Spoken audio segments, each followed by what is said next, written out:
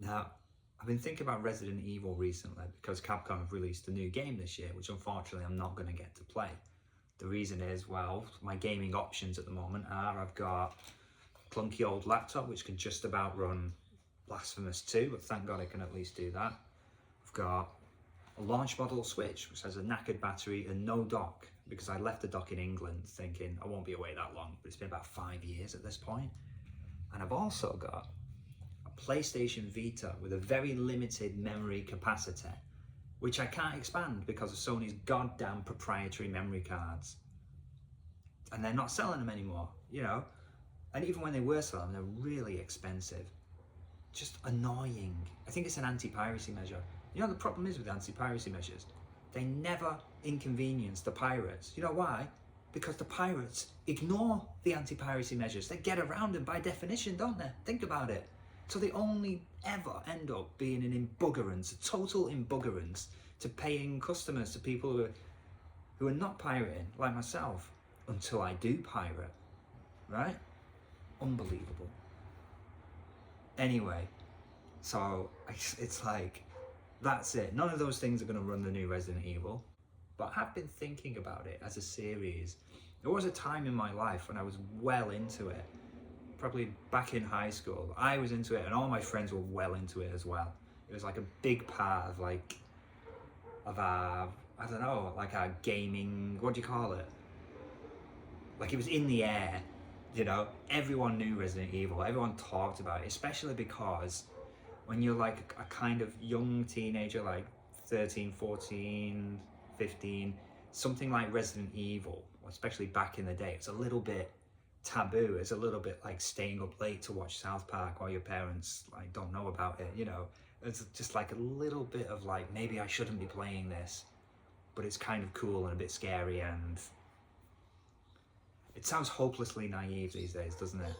Like, imagine, like, I don't think teenagers this day would be excited about getting their hands on a copy of Resident Evil because it's a bit scary and maybe their parents wouldn't want them to be playing it. Sounds like I'm growing up in a different era. Anyways, so I was thinking about Resident Evil, and I got to thinking about the Resident Evil movies, specifically the 6 Milla Jovovich led movies.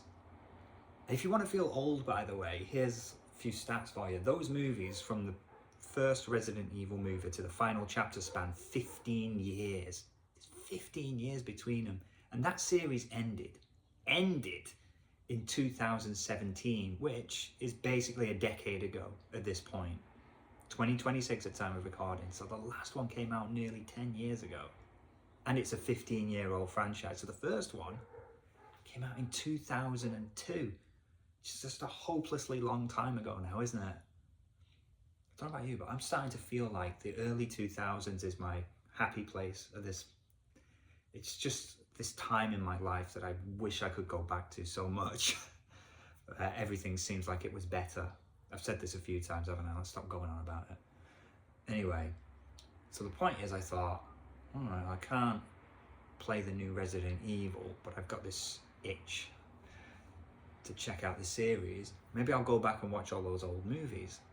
And especially since I've never seen the final chapter. I've seen the first 5, but the final chapter.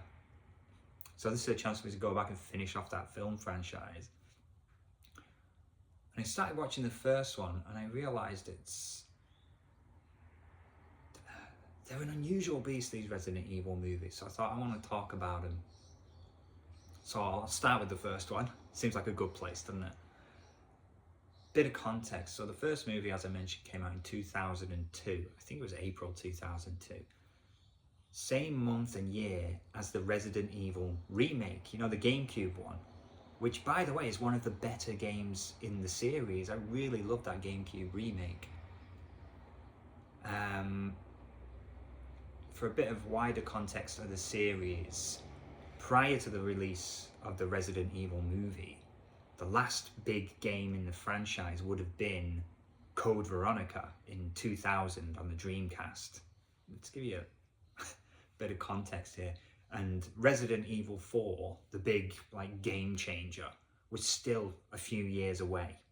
So that's the state of Resident Evil when the first movie comes out. We've basically had the first 3 games where Resident Evil 2 is a cultural phenomenon. I mean, just literally. I've had Code Veronica, like, kind of moving the series into 3D for the first time, but it's kind of like sleeping on the Dreamcast. You know, not many people had a Dreamcast. It wasn't a major success, so it didn't have the same kind of impact as those earlier PlayStation trilogy. I can't remember if Code Veronica had moved over to PS2 at this point. It might have done. Eventually it did. It became Code Veronica X and it got a release on the GameCube and the PS2. But I can't remember when that happened. Anyway, and then we've got the Resident Evil remake and the Resident Evil movie launching this same year in 2002. And all of my mates were just loving it. We were talking about Resident Evil all the time. We couldn't wait for this movie. It was exciting, right? But this is the era of video game movies just doing whatever they want. Like, I don't know if I felt this way at the time, but watching the movie now, it did strike me as odd.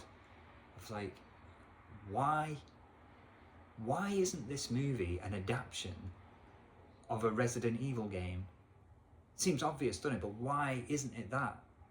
Why is the main character someone called Alice, who's completely original for this movie? Why? Because it's the director's wife. Why isn't it set in like in the mansion or the police station? Why is it this completely original underground base called the Hive? I don't know. I mean, I guess they could just do whatever they want. But at least it is recognizably a Resident Evil movie. It has enough elements in there, you know, the T-virus, zombies, zombie dogs, underground facility, that's classic Resident Evil, and the Umbrella Corporation, right? So it gets a passing mark as a Resident Evil movie. It doesn't feel like a script that was just any old bollocks and then they just said, oh, we could slap the name Resident Evil on this, and then like it barely passes that test. Anyway, so I watched the movie and I made copious notes on my phone as I was going, which I will attempt to spin into a semi-entertaining video now. Here we go. Okay, girlfriend's out of the house, a perfect time to revisit one of these embarrassing movies. I'm going to press play now. Apple categorizes this film as horror. I'm not sure I agree.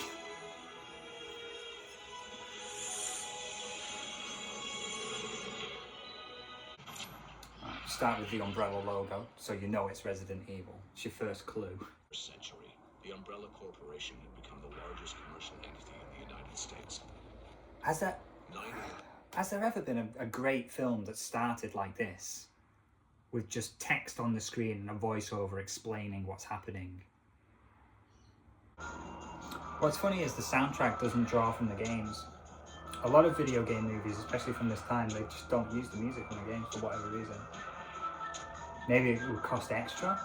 Maybe they didn't see the value in including the game music. Maybe they listened to music from the game and they thought, no, this doesn't fit our movie. It just seems so odd to me why you wouldn't, like, if it's just there, use it. But the music is the least of our problems with these movies. Like, if you're going to get upset they're not using the scores from the video games, just wait till you see what they do to the characters, setting and plot. Right, so what we're looking at is a guy in a hazmat suit operating mechanical arms and pulling these glass containers out, which I presume contain the virus. Presume. Why? I've seen this movie before. They contain the virus in these needlessly fragile, like, glass double helix configurations. I don't know why you would store such a dangerous virus in something like that. So he throws one and it smashes. Of course it does. It doesn't even hit, it just hits the side of a table and drops to the floor. These things are lethal. They're an accident waiting to happen. Like if you just casually just knock it off a table when you're going to grab your cup of tea or something, that's it. You've just killed everyone. Guy with the coffee seems pretty happy with this. Oh dear. Thank you. Oh, someone just bumped him and knocked his coffee. Spoiler warning, that was James Purefoy. What I like about the Resident Evil movies is this sort of computer graphics they display on the screen. It's like the view from inside the security camera, and it's like flashing up a warning on the screen, biohazard, you know. And it's got the Umbrella Corp logo in the top corner with a big spinning view for whatever reason. Why that would be, why they would like watermark their security footage like that, I don't know. So in the wake of the viral outbreak, the deliberate viral outbreak, the computer is starting to kill people. We've got people trapped in a lift, we've got people trapped in a room where the sprinklers have been turned on so that they'll drown. They'll eventually drown. Like, what I don't understand is, if there's a protocol, if this AI has been programmed to handle the situation in this way, if a viral outbreak begins, you've got to lock it down. You basically just have to kill off all the staff so that they don't become zombies and re-emerge.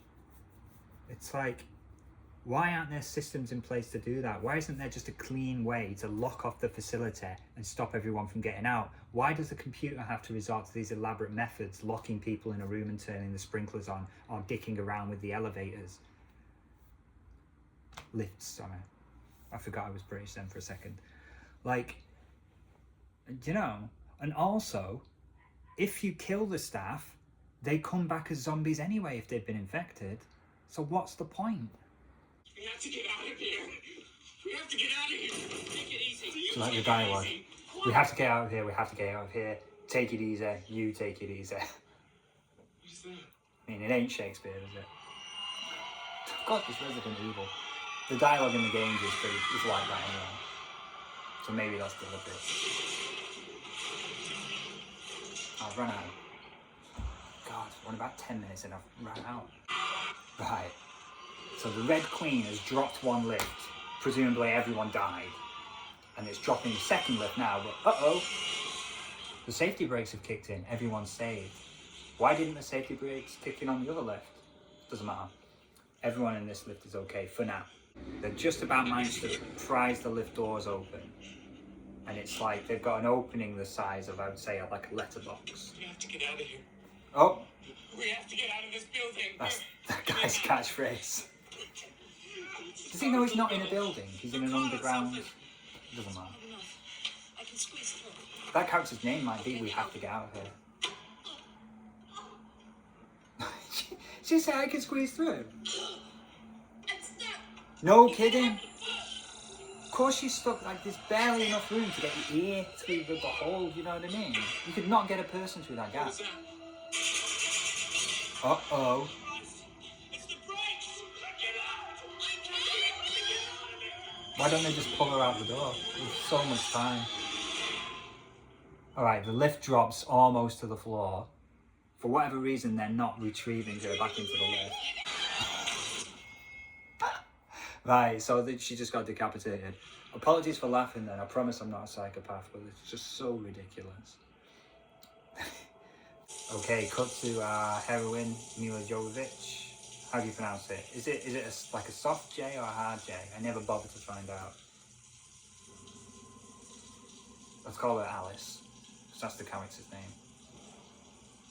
Apparently she fell unconscious in the shower, and she's got an immaculate haircut for someone who was taking a shower. Maybe she literally just stepped into the shower and her hair didn't get wet yet. And this is one thing I think the movie does quite well. We're establishing that this character, Alice, doesn't... I say she does it quite well. We're establishing that this character, Alice, doesn't really know where she is or even who she is. You know? She's got no memory of recent events, so she's looking in the mirror, and then you can kind of tell from her facial expression that, like, seeing her own face in the mirror isn't triggering anything. There's no familiarity. It's a quite an empty, confused look on her face. And then the camera pans down You see like an injury on her shoulder where she's fallen down in the shower. So you're like, we understand she did fall, you know. This was a sudden thing. But then the movie shows us a flashback of it actually happening, of her falling in the shower, and like, we kind of pieced that together already. So she looks down and sees a note, says, "Today all your dreams come true," and immediately tries to copy the note. And you can see straight away that the handwriting doesn't match at all. And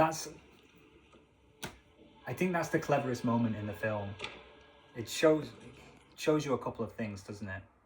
Like, it's just a nice, concise, neat bit of storytelling, okay? So she tries to copy the note, and she looks at it and sees the handwriting is different. So it shows you she wasn't sure whether she wrote that note or not.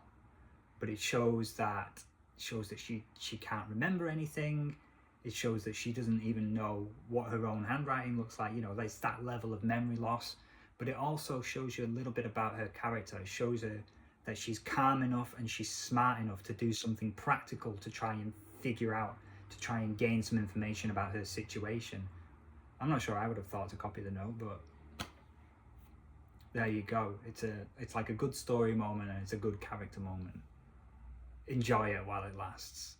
One thing you might notice about these films, especially if you watch them back to back like I have, there's a lot of meandering around. This is how far are we into this movie now? 12 minutes. I think a good 5 minutes of that has just been Alice wandering around, just meandering.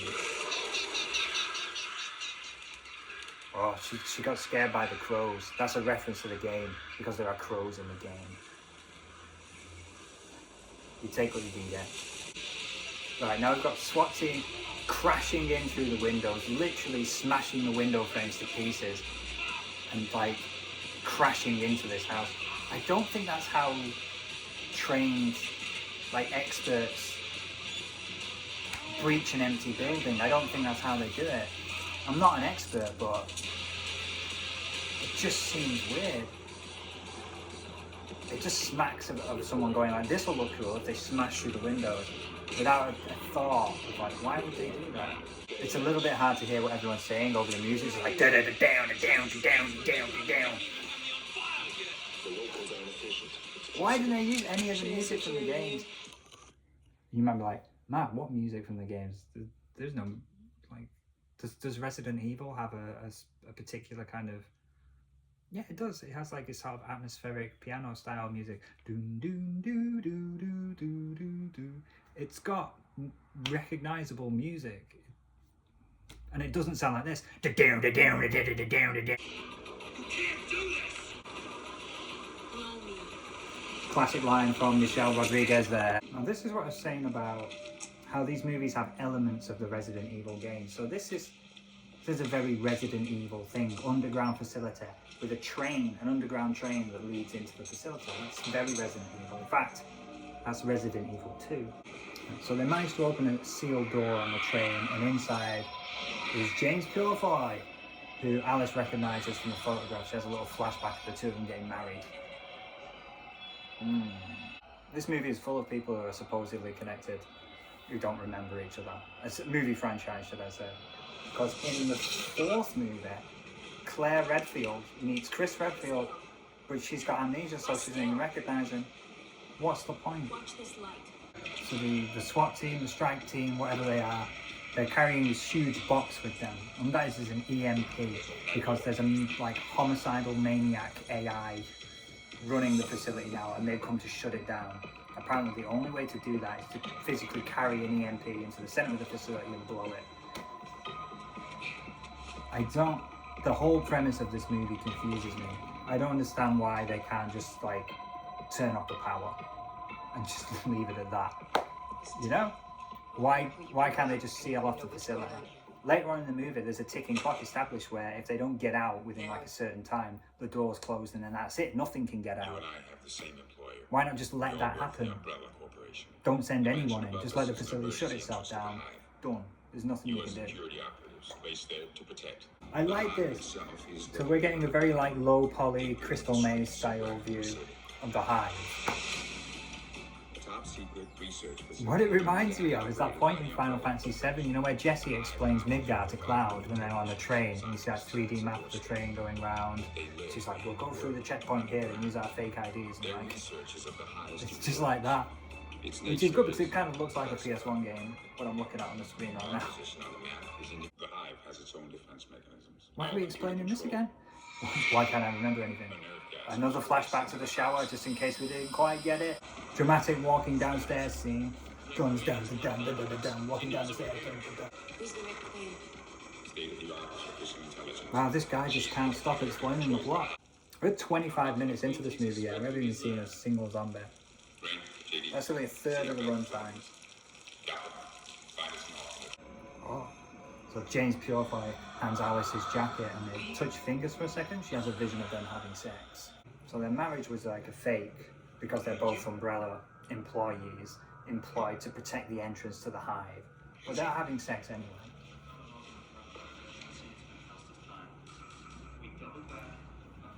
What else are you gonna do?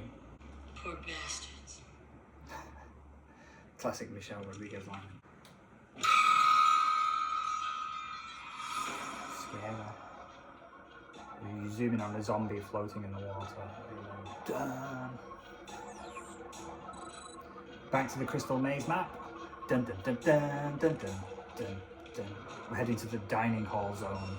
So what we've got is a room full of like these ominous looking giant steel iron cages.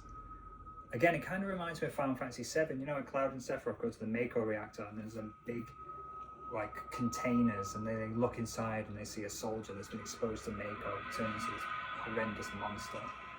It looks exactly like that. There's even a scene, Alice is walking up to one of the cages now and looking inside through a glass window, just like how Cloud did in the Mako reactor. And what's inside? A horrendous monster. Right, we're heading into like the big action scene for this movie. Like the big iconic moment, which is the laser hallway. Scene so iconic it was later incorporated into the games. There's a laser hallway scene in Resident Evil 4, a couple of years after this movie was released. And they even bring it back. I believe this exact laser hallway returns in the third movie. But it's a concept, this hallway of lasers which chop you to pieces. It just never existed in the Resident Evil games. They just introduced it here as part of the defense mechanism of the facility. And it kills off a whole bunch of these SWAT team guys. So what's the point? Let me ask you this. In a regular zombie movie, you often have like these groups of characters. You know, why do you have a big cast of characters in a zombie movie? So you can kill them off in creative ways with zombies. But this movie just slaughters half its cast in a laser hallway. It's a bizarre choice. Captain, I can't hear you over the soundtrack. Da-da-da-da-da-da. What's that? It's that guy's only line of dialogue in the film. What's that? Medic, what's he gonna do? Half his hand's been removed. What's the age rating on this film? That's quite bloodless. The laser is, by implication, chopping these people in half, chopping them to pieces, but it cuts away, you know. Like it just cut a guy in half, but really you just see him from the top up and he sort of slides out of view. And the implication is he's been chopped in half. And same with the captain there, you get diced like one of those old-fashioned egg slicers. But you don't really see it happen. Feels like a tension, feels like the movie's been pulled in two different directions. We have to complete the mission. Like if it was made now, I don't know, I feel like they might make an absolute gore fest where the camera would linger on this kind of stuff. Alright. I don't know, but they want to get it, like, they want as big an audience as possible for this movie, and like, who's the demographic? Who's the Resident Evil demographic? What was the perception in 2002? Who's playing video games? I've been a gamer for a long time. At first, when I first started playing games, it was the assumption that basically only children were playing video games, even games that were targeted towards adults, games like Resident Evil, games like Grand Theft Auto, the assumption was it was just kids who were playing these games. Whereas now it's recognised that basically anybody who's anybody will play games in some form, even if it's just a little distraction on their phone. Do you know what I mean? Like, it doesn't matter if you're 14 or 45 or anywhere around. Games are for everybody. And I'm not sure exactly when that perception shifted or when it started to shift. Maybe I should look it up. Like, so if this was 2002, I would have been in high school. I feel like the perception was maybe it was kids and teenagers playing video games. Like, it was just understood that that was the game's main audience. That's what I feel like, just looking back to that memory. She's a holographic representation of the Red Queen. Oh, she's a holographic representation of the Red Queen. Thanks for the tip. I thought it was a ghost. I wouldn't advise this. You're all going to die down here. You hear that? You're all going to die down here. That's her catchphrase. And whenever the Red Queen pops up through this movie series, she says it. I'm pretty sure that a couple of other characters say, like, either say that line or they reference that line.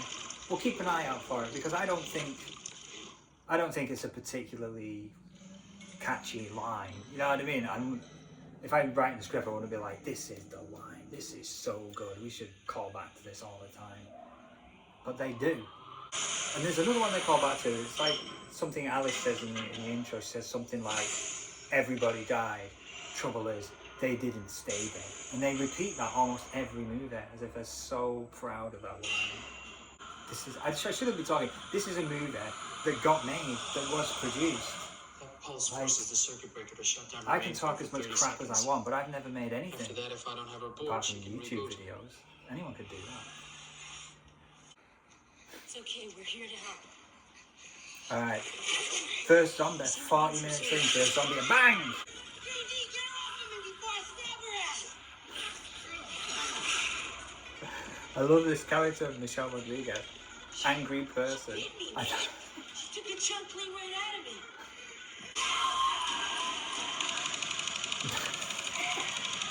Shot it 5 times.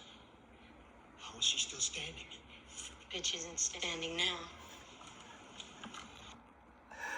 One of the all-time classic lines. Bitch isn't standing now. You just killed someone. For all they know, they just killed someone. They still don't understand what a zombie is, right? So to them, it was just like a crazy person who bit Michelle Rodriguez for no reason. And then it's like, he's like, stand back or I'll shoot. He shoots her twice. I'm pretty sure he shoots her twice. Then Michelle Rodriguez fully unloads like a machine gun, and the zombie flies backwards through the air like an old Western movie. And then that's when the guy's like, how is she still standing? I shot her 5 times. I can't count. Let's go back and watch. Was it 5 times? Or was it? I'm convinced he shot her twice. And he says, I shot her 5 times. Let's find out. I've got to know.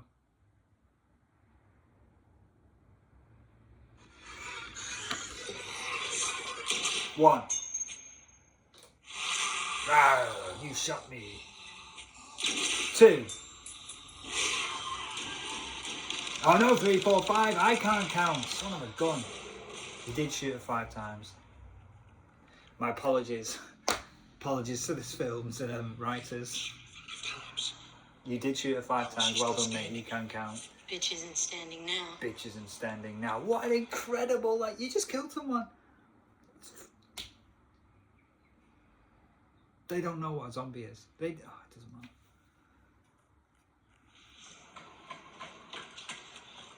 What was all the shooting? We found a survivor. And you shot him? She was crazed. She bit me. Just to be clear, even if someone bites you, you're not allowed to shoot them.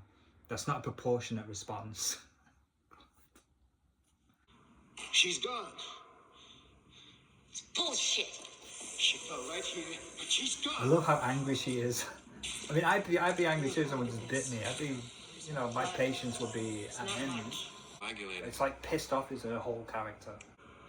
There's no one else coming. What the fuck are you talking about?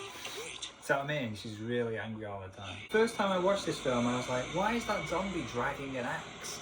yeah, it's very atmospheric and everything, but like, it doesn't. But I suppose that's the guy who tried to get out of the room with the sprinklers. There was even a slow-mo sequence of him trying to smash the glass with an axe, so I guess it's that guy, and that's why he's got the axe.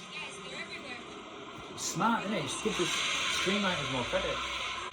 Oh, Michelle Rodriguez just snapped a zombie's neck. This is where we're getting into like, this is what these films are, this is how I remember them.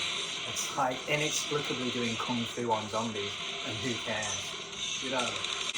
So we've got that kind of like noisy action scenes, the music, like just guns firing, quick shots of people firing guns, but I have no sense of where anybody is, like who's standing where the zombies are in relation to the other people, like what's the immediate danger, and like a nice explosion though. Now this is an interesting point in the movie. You've got James Purefoy waiting behind the locked door, or beside a locked door, should I say. And the guy's like, why aren't you over there? He's like, I didn't know the code. Now, does he know the code or doesn't he? Right? So this guy panicking, shit, what's the damn code? And he can't open the door. But in a minute, what's going to happen is he's going to open the door, and then behind him is just a horde of zombies, and they take the guy and kill him off. So my question is, does James Purefoy know that there's going to be a big load of zombies behind that door? Whoever opens it is dead. Is he deliberately trying to thin off the crew? You know, because spoilers, he's the bad guy in this film. Or is he not? Or did he just get lucky? Like, if he knew the code, would he have opened it and got eaten? No! And I like this moment. That's like the first moment in this film where I'm like, if this is like a proper zombie moment, like he's just covered in hands dragging him away, like, and he just disappears into this press of bodies, into this horrible, you know, like just block of zombies. Like there's nothing you can do at that point. There's too many have got a hold of him, and he's gone, he sinks, he disappears. Horrifying. And it's like, I was going to say it's like a moment from a proper zombie movie, but that sounds a bit cruel to put it like that. But hey, that's what I just said. I liked it, it was a good moment. Immediately followed by, oh my god, a CG abomination. So, like, one of the tanks bursts open and a liquor pops out. And it's not this movie's fault for being made in the year 2002. But it doesn't look great. Apparently that's a reference to the video game when they go back to the laser hallway and the bodies have disappeared. Where are the bodies? Where did they go? They said, well, in the games, that's what happens if you kill a zombie and it falls down dead, and you go exploring and you come back to that room, the body's gone. So it's just like, it's a reference to the games. You cut the power, you unlock the door. Alright, so we've got Alice doing her signature meandering around empty rooms, and she spots some animal cages where there's been like holes chewed into the wire mesh of the cage, and whatever's inside burst out. But also the doors to the cages are hanging open as well. So that kind of sucks for whatever animal chewed its way through the cage, and then the door just opened anyway. Sorry about that. So these dogs, I actually think they're quite a nice reference to the game. Everybody remembers, anyone who played Resident Evil 1 or the original or the remake remembers the moment where the dog comes through the window and scares the hell out of you. So these dogs are quite iconic among Resident Evil players. And in the movie, I think they do look quite good. I believe they're using real dogs, just with makeup on for a lot of the shots. That's why they move so well and it looks so believable. But, oh god, a zombie. Right, Alice Kung Fu's a zombie. Here we go. Jumping, flying kick, the zombie spins through the air, smashes on a glass shelf.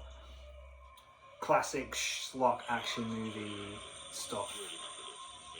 I kind of love it. Anyway, so these dogs,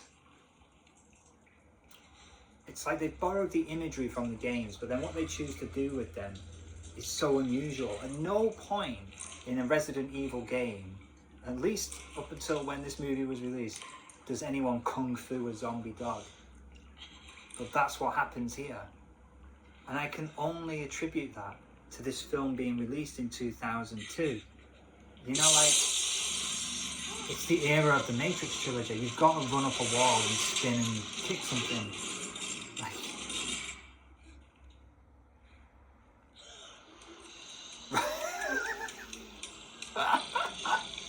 oh my god. Right, so she's like escapes from a room with one zombie dog in and locks the door, like, oh, thank God for that, and turns around and there's like 10 of them just standing there looking at her. It's shocking. It's so good. And like every time I watch this movie and it gets to that point, it reminds me of the scene from Last Action Hero when he's Arnold Schwarzenegger's visiting the guy with the, you know, like with the fake eye, and he's got his guard dogs, and he says something like, "Make no mistake, they are exceptionally well trained," and then the dogs form like a dog pyramid or something. Does that happen in the movie, or did I just hallucinate that? The Last Action Heroes, what a great movie. Anyway, but I always think of those dogs when I see the zombie dogs all just standing there waiting patiently. It's ridiculous. This might be my favourite scene from the whole movie. Right. Even though it's dog murder, which under any other circumstance would just be unwatchably uncomfortable, you know, like, so bad. I don't like animal cruelty, like most people. It makes me feel uncomfortable. Which, by the way, oh my god, quick tangent, is why, probably a big reason why I never enjoyed Guardians of the Galaxy 3. Just while I'm talking about movies, I've got a lot to say about the decline of the Marvel movies, but I could not believe what a roller coaster the Guardians trilogy was. Like, 1 and 2 are just amazing, just fun entertainment, so good.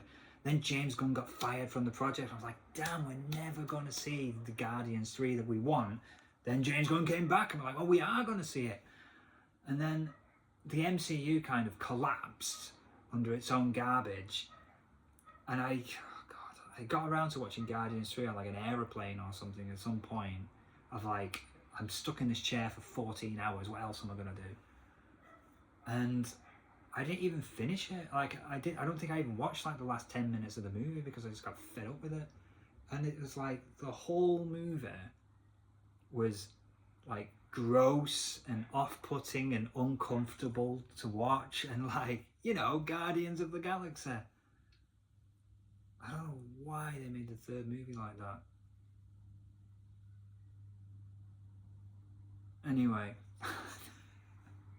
back to a decent movie, Resident Evil 2002.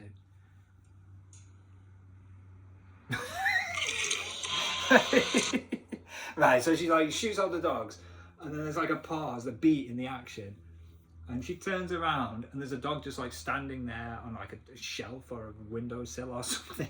It's like right there looking at her. It's brilliant. Okay, here we go. She runs up a wall, she does a Trinity, turns around, boom! She does like a Power Rangers flying kick and just cracks the dog, just connects with the dog's skull, and it just... Let's see that again. Let's see that in action replay. I'm not showing any footage of the film because it gets like copyright strikes just for me. No, back further. Back further. Here we go. Okay, dog's in the air then. I'm gonna get you.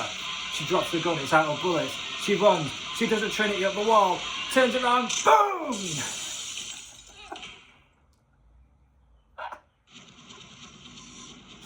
This is a horror movie. Oh my god, I love it though. I love it so much. This is like the teenage Mark who could unironically watch the Mortal Kombat movie and enjoy it. And like be like, this action is amazing. Just in that part of my brain is loving this movie. Even though I should hate it. I should be every second of this going like, why isn't it set in the mansion? Where's the police station? If they mentioned Raccoon City at the beginning of the film, why isn't any of this film set in Raccoon City? Why is this person Alice? Why isn't it Claire or Jill? Or like, where's Chris? And this strike team, why is it just a bunch of random dudes? Why isn't Wesker and Barry Burton and Rebecca Chambers? Why don't I just name the characters those characters? Did they not have the rights to the flipping? You know, everything should be really getting on my nerves, but for whatever reason it isn't. It's like this parallel universe of Resident Evil that exists alongside the games, and it's like kind of connected enough. It just about feels like a Resident Evil movie. And I think it got away with it because of the era it was made in. Do you know what I mean? We watch another video game movie from this era, like what? Like, I don't know, like what's this movie's competition? Like the Double Dragon movie? It's a low bar to clear. I just realised this guy, who's, I'm not even sure what his name is, it's like Max or Matt or something like that. But he's the Nemesis, isn't it? He's the guy who becomes the Nemesis in the next movie. So in this movie, why do I not pause the movie when I start talking? The whole video is going to be me talking over the audio from the movie. It's really unwatchable. Anyway, but like this guy, Max, Matt, Matthew, whatever his name is, he's like some kind of activist who wants to do something about corporate corruption. He wants to uncover all of Umbrella's dirty dealings and expose what they've been doing. But he couldn't infiltrate the facility himself because his past is known. Umbrella would have sussed him out, so he sent his sister in instead, which is the zombie who just attacked him. And I can't believe this absolute nobody is the Nemesis. I never played Resident Evil Nemesis on the PS1, and I never got around to the remake. Like I said, I don't have anything I could play it on. So I actually don't know who the Nemesis is, but I'm pretty sure it's not this guy. It doesn't make any sense. In 1 hour the doors will close, the incident will be contained. That's it, nothing gets out. Why send the strike team in? Why not just close the doors immediately? That's it, done. The facility is literally buried underground. There's no way anything's getting out of there. You see how Alice is taking charge of the situation here. They've decided they're going to turn on the Red Queen. They're like, well, she's not going to cooperate. And Alice is like, well, you can bypass the circuit breaker and bribe her with it. Blah, blah, blah. So she's, at this point in, shut up for a second. At this point in the series, she's not like some superhuman. I mean, she did just run up a wall Matrix style and kung fu kick a zombie dog. But like, in this enhanced kind of version of reality, it's not like she's a superhuman at this point. Like, she doesn't literally have magic powers, which she does develop in the series. She's just kind of like a competent, confident agent, you know, who's slowly recovering her abilities and by degrees gaining control of the situation. How things change, right? We'll see how this goes, like as the evolution of Alex's character as these movies go on. The way I paused, it looks like Michelle Rodriguez is about to say something profound. Give me that fucking switch right now. I'm gonna fry your ass. I did warn you, dude.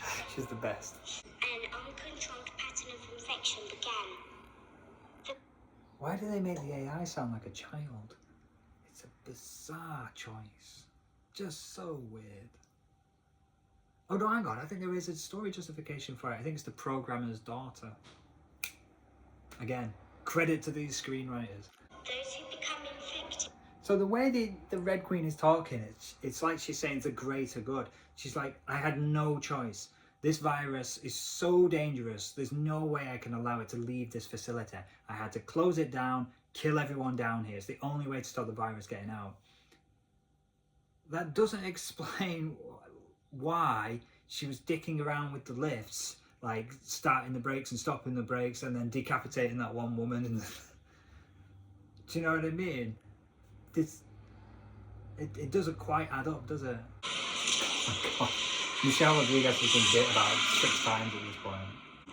Huh? You like the way it tastes, don't you? Someone's clipped that. You like the taste of that? Someone somewhere out there has gone, I'm gonna take the recording of Michelle Rodriguez saying, you like that, don't you? You like the way it tastes. You like the taste of that? I'm just gonna clip that audio and save it for my own personal use. Someone somewhere. Not me. Ooh, I'm gonna die down. Classic line. All of us. She says, we're getting out, all of us, except those 10 people who died over there. God, actually yawning? This should be a tense scene. They're in these crumbly, wet sewers, walking on pipes, dusty, rusty old pipes over a sea of zombies. If they fall in, if the pipes collapse, or if they stumble, that's it, they're dead, they're done. They've got to be so cautious and careful. It should be tense. And the music's like dun dun dun dun dun dun dun dun dun dun. It's like, that's the wrong music.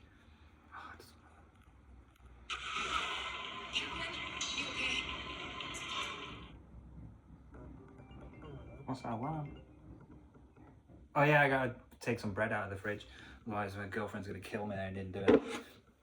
She bakes sourdough, it's amazing.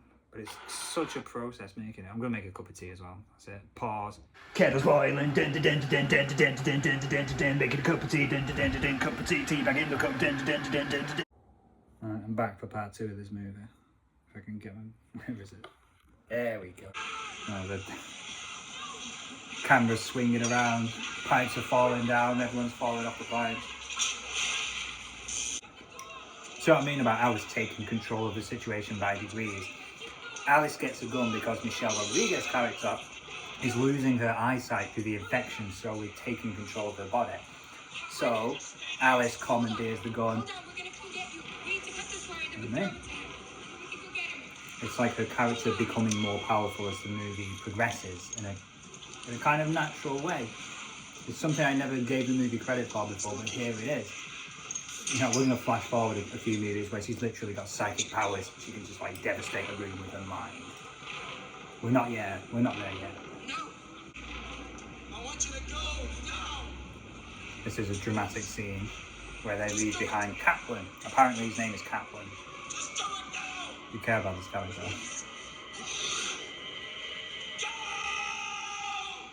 But see what I mean? This is how a character dies in a zombie movie. He's cornered. There's nothing he can do. He realises it. It's a swarm of zombies, like all with their arms reaching up towards him. For that, he's putting the gun in his mouth. It's like... Oh, we hear the gunshot. Oh, but it immediately reveals that he didn't kill himself. I forgot that. Like, I knew this character survived, but I forgot that they blow the reveal immediately. Okay. And it turns out if he just turned around, there's an exit directly behind him. There's no need. Oh. When I get out of here, I think I'm gonna get laid. Classic Michelle Rodriguez line, thank you. Right, so Alice is breaking away from the group now to do a little more meandering about, and she's seeing ghosts walking around the facility. It's like her memory is returning. So Alice remembers that there's a cure for the virus. She's trying to recover now. And our guy, Max, he's like, you betrayed my sister. She's like, I don't know, I don't remember. So I'm just laughing in anticipation, I know what's going to happen. This is the big reveal sequence. There you go. That it was James Purefoy all along who stole the virus and ultimately bumped that guy's coffee. How dare you? He bumped into that guy on the shore and spilled his coffee all over his shirt. He didn't say sorry. What a bastard. This is the scene where they figure it all out, okay? Alice's memory's kind of returning a bit more. She was the contact of Matt's sister. All she wanted was to get the virus out and bring the Umbrella Corporation down. So we have to make a few assumptions of like, if she hates the Umbrella Corporation, why is she working for them in the first place? Maybe she came to hate them. Maybe she started as an employee, realized what was going on, and then decided to work with this outside individual to try and bring the company down. And it seems that James Purefoy, his character, who it turns out his name is Spence, I'm just learning that now. Spence seems like a kind of an opportunist who's like, okay, well, I can take advantage of this situation and get the virus for myself, make a ton of money. And maybe that's why he writes the note, today all your dreams will come true. Because he's like, we're going to be million, billion, trillionaires. We can do whatever we want. How does it play out?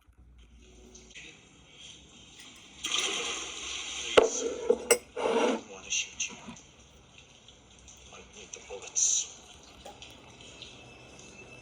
Back off. I quite like that as a line. Please, I don't want to shoot you. And there's like a beat where you're like, okay, he doesn't want to kill anyone in case he's, you know, if he doesn't have to. But he's like, because I might need the bullets. All right, he is a bastard. I hope something really horrible happens to him before the end of the movie. Right. So while James Purefoy is chatting on with his little gun pointing at the crew, there's a zombie in the water behind him, somehow making no noise until he just gets it. Arr! How the hell he didn't hear that zombie coming, I'll never know. Your boyfriend's a real asshole. Another classic Michelle Rodriguez line. I think she's brilliant. She's doing some good, like, getting sicker and turning into a zombie acting. I really believe it. But look at her. And she's pissed off about it too. It's great. I've been a bad girl, the Red Queen says then. She's modelled after a child. It's like so weird. James Purefoy sweating up a storm. I mean, I would be too, but Jesus Christ. What's that noise? Sounds like comeuppance.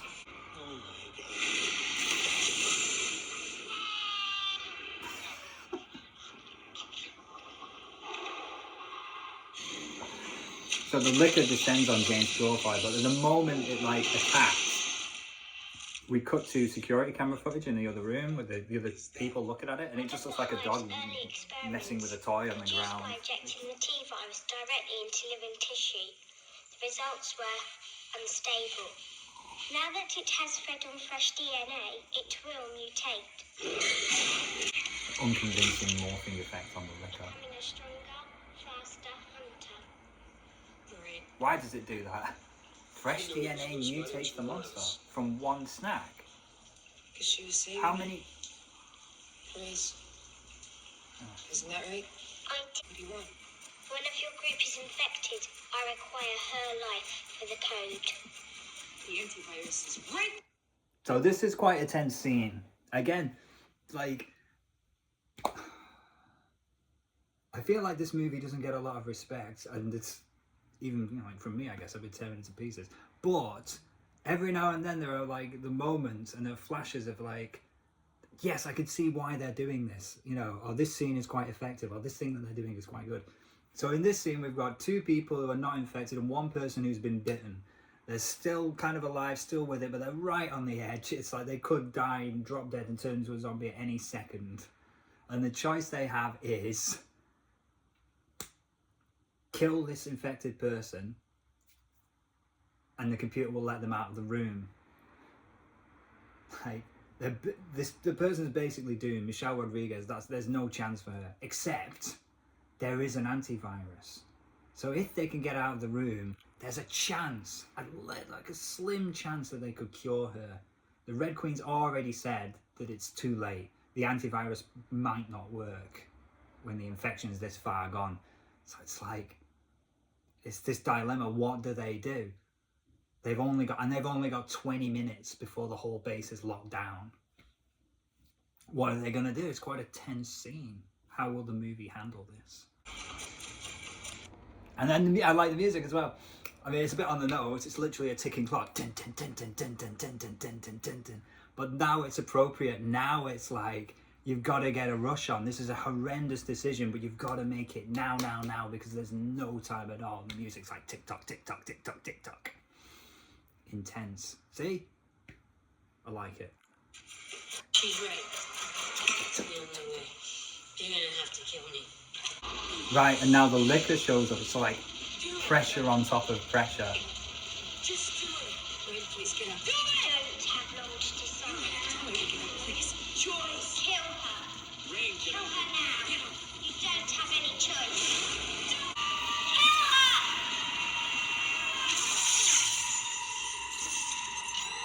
It just pisses all that tension down the toilet. Very unconvincing. Alice like swings the axe up like this. And then somehow in slow motion, like, swing it down to Michelle's neck, and then kind of She must like sort of swing it around and then go back into the camera. Bang! Take out the Red Queen. Screw you. So our guy Kaplan comes back. He's fried the Red Queen, let everybody out. Great. God, the effect on the liquor is so bad. What the fuck was that? It's a long story. I think Alice sounds like Indiana Jones when she shouts that it's a long story. It's just like... Did you agree? What the fuck was that? It's a long story. It's like there's no time to explain. Like, just leave me alone with your questions. We gotta go. Dramatic walking past container scene. Doonch, doonch, doonch, doonch. Walking to the train, doonch, doonch. It's a horrible bloody mess where James Purefoy used to be. Start it up. Well, the good thing about a zombie movie is like you don't just get to kill off your characters once. You could do it twice or 3 times if you really want to. And poor old James Purefoy, he really gets it. So he got mauled by the liquor, kind of off camera, and now, boom, axe to the head. Alice gets a little moment of personal revenge. Quite nice. Right in, train, da-da-da-da-da. I feel like it's quite a good fake out with Michelle Rodriguez. Because like, the moment she's bit, like for the whole movie, you're like, well that's it, she's done. And then it's like all this business with the antivirus. Oh, she's gonna be alright. And then they get trapped in the room, it's like, oh no, she's gonna die. And then they get to the train, and then it's, okay, they give her the antivirus. Ah, she is gonna be alright. And there's this moment here where they're like, Rain, Michelle Rodriguez, are you okay? And she's completely unresponsive. She's like, oh no, she's gone. But then, I'm not dead yet. I think I'll have them back. and suddenly she's alright. The antivirus is working. She takes the gun back. The light's back in her eyes. She's like, alright, so she is gonna be okay again. But then in a few minutes, she's back. She's a zombie again. Right, so this is a scene I feel like straight out of Resident Evil 2, and I haven't played it since the days of the PS1. But as I recall, the game does end with you escaping from a facility on a train, and this kind of thing happens where a monster escapes, like fights the train. What? Monster escapes, fights... The monster doesn't fight the train, what am I talking about? This kind of thing happened where a monster attacks the train as you're trying to escape. I could be completely misremembering now, but I feel like that's exactly what happens in Resident Evil 2, which I would have been excited about at the time watching this movie. Like, it's just like the game! Slow motion bullet. Another like hallmark of Resident Evil films. And again, that's something that got sort of transitioned from the movies into the games. So the laser hallway made it into Resident Evil 4, and that shot, a slow motion shot tracking the bullets through the air, made it into Resident Evil 0, I think. I think the ending of Resident Evil 0 has like, why do I not put, I'm competing with the audio, it's going to be completely unlistenable. Completely unlistenable. That tracking shot of the bullet. I'm sure it's in the ending of Resident Evil 0, a game I never finished. Alice rams a pipe through the licker's tongues, like easily one of the most disgusting things that's happened in this movie. Then, uh-oh, Michelle Rodriguez is a zombie after all. Oh my god, how strong is the tongue on this thing? Right, so the liquor's like, the trapdoor on the train, they open it out, and the liquor falls through the trapdoor onto the tracks, but its tongue is still pinned to the train, so it's being dragged along by its tongue. I would have thought the tongue would have just got ripped out of its throat. Maybe that's too disgusting. So you see it like bouncing along on fire on the track, like a marshmallow on a stick, boing, boing, boing, boing, boing, until they close the trapdoor and snap off its tongue. Right, we come finally to the closing moments of this movie. About 15 seconds to go before the door closes. The only survivors, Alice and Matt. Find out, I'm sure she screams his name in a minute.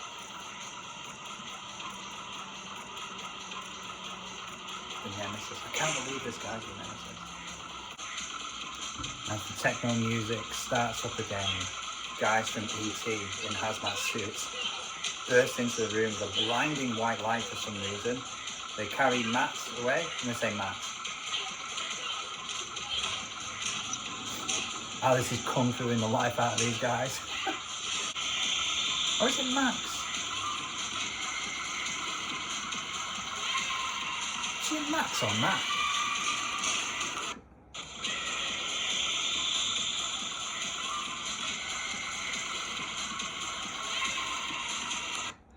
Look at the subtitles on. Watching the subtitles. Matt. His name's Matt. Most of these Resident Evil movies end on a ridiculous cliffhanger. Like, it's just a totally insane Let's see if she's cliffhanger, and the first one is no exception. Take her to the Raccoon City facility. It's like, And assemble the team. it reminds me of the Weekly Planet podcast when they do their annual movie awards, and they're like the best and worst of the year. They have an award called The Game Is On, which is a reference to Dracula Untold, the movie which famously ends with a sequel tease for a movie that was just never going to get made. And you would think Resident Evil series would be eligible for that award, but it's not, because even though they have these ridiculous sequel teases that you think would lead to nothing, they always pay off. They always, like, there's always another movie. We know, we've seen it, it's happened. They've completed the series, 6 movies. I say they always pay off. I still haven't seen the final chapter. At the time of recording this video, I'm about halfway through watching Retribution. I think it's Retribution, the 5th movie in any case. I've watched each movie over a series of days here and there. So I still don't know how the ending to Retribution pays off when you go into the final chapter, and I don't know if the final chapter ends on a cliffhanger or not. If it does, then The Game Is On, they win the award. But I don't know, something tells me they're going to wrap it up, because they called the movie the final chapter. It'd be weird if it ended on a cliffhanger, like they're intending to stop here. Anyway, I'm getting ahead of myself. We should be talking about the end of the first film, which is happening right now. I think that might be the most horrific shot in the movie, where she's got wires stuck in her head and she like grabs them and tears them out of her head. And fair play to Milla Jovovich, she really sells it. I believe that's a disgusting, horrible thing to do, from her like vocal performance, the look on her face as she's tearing those wires out of her head. That might be the most effective and uncomfortable moment in this ostensibly horror movie. There's quite a lot of nudity in this film, a lot of Milla Jovovich nudity, which they tone down as the series goes on. I think they tone it down quite rapidly as well, starting with the second movie. Maybe they change their contract or something. How do you feel about suspending your disbelief? This is a movie about like weird biological experiments and monsters and zombies and stuff like that. And yet I can look at a moment like this, where Alice, I don't know, uses a bloody syringe as a lockpick to fool an electronic card reader and say, I don't believe it. It's funny, isn't it? Like, what I believe, what I don't believe. Like, Alice running up a wall and kung fu kicking a dog, I have no problem with that. But her using a syringe to just like, I don't think those readers work like that.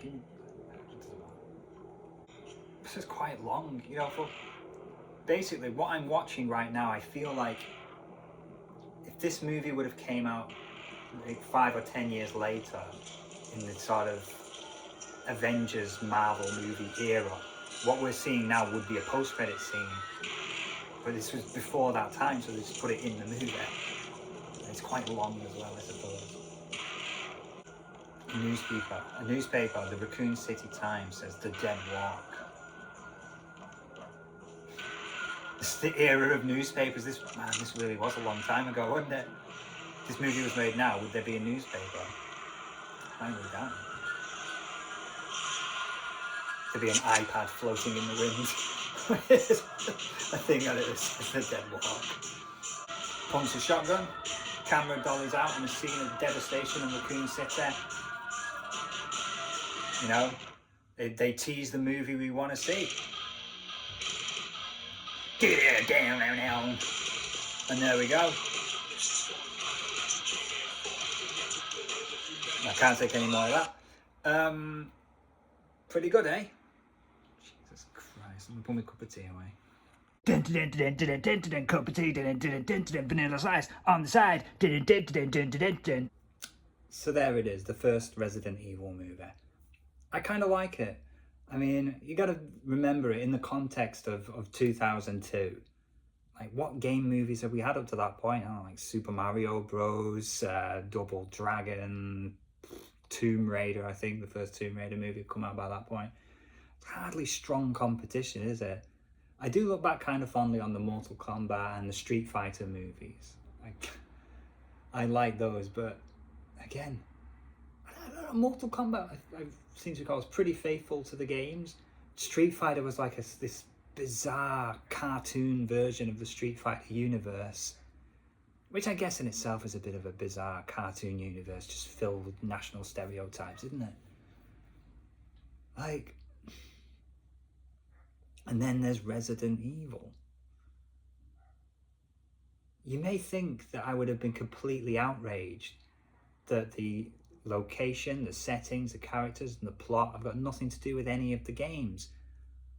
But I watched the Super Mario Bros. Movie as a kid and enjoyed it. And that's closer to being a Blade Runner movie than it is to a Mario Bros. Movie. It's insane. But it was called Mario Bros. And they did wear red and green outfits at one point, I'm sure they did. And there was a dinosaur, which all of us said was Yoshi, even though I don't think they call him Yoshi in the film. And he doesn't look anything like Yoshi. He looks like this horrible little velociraptor thing. So Resident Evil, by comparison, really did feel like, wow, they've done the games good here. There's a liquor in the film. There's the Umbrella Corporation, an underground facility. There's scenes like the attack on the train. There's enough kind of like zombies in the film. And there's like some action where it's like, it's a little bit like the action in the first Suicide Squad movie, where it's just like people firing guns and other people falling down. But it doesn't feel like choreographed or coordinated, and it's hard to like, you don't get a good sense of where everyone is, of like who's in danger when, and like it, you know, except for just flashes here and there. You know, there are moments that I enjoy. I like it when the guy opens the door and he just gets swallowed up by about 20 zombies and they just drag him away. What about my other top moments from this film? Alice escaping from one dog and turning around, there's 10 of them there, and then subsequently when she does a matrix up the wall and then kung fu kicks that dog, which is my absolute highlight of this film. And the reveal that it was James Purefoy all along who bumped that guy's coffee. What a bastard. I liked it, you know. God almighty. I'm in a good mood right now, which is nice when you finish a film, isn't it? It's nice to finish a film and feel entertained and feel that your mood has been lifted. And a lot of movies can't even do that. So well done, Resident Evil. We'll see if my mood remains high after I get through 5 more of these. But remember, this is my choice. I'm choosing to do this. And as much as I can like pick it apart and stuff, like it doesn't come from a place of malice. It comes from a place of me kind of loving this franchise. And I can do the same thing with the games. The games are as ridiculous as these movies, if not more so. That's what you got to remember. Like, as much as the movie has like strange plot holes and these improbable action sequences and just things that don't make sense, that's what the games are like anyway. You can't tell me, there's no way you can describe the events of the Resident Evil game series with a straight face. Like, because at a certain point you are blowing zombie Wesker's head off with a rocket launcher inside a volcano, aren't you? And you just can't be like, take it seriously. Anyway, thanks for watching. Take care. See you in the next one. Bye bye.